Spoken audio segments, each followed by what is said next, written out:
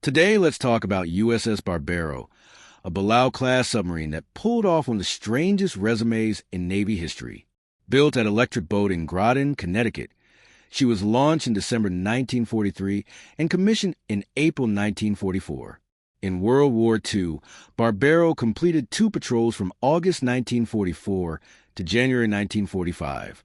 The first patrol off the Central Philippines found almost nothing, except a brief 5-inch gun bombardment of a radar site on Batag Island. The second patrol, run with a wolf pack of Barbero, Hato, and Redfin, turned lethal in the Makassar Strait in South China Sea.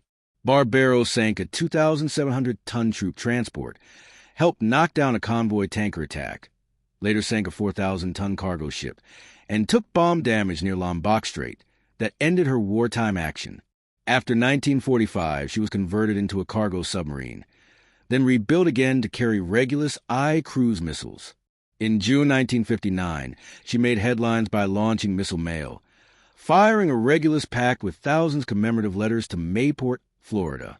Superseded by Polaris-era submarines, Barbero was decommissioned in June 1964 and later sunk as a target near Hawaii.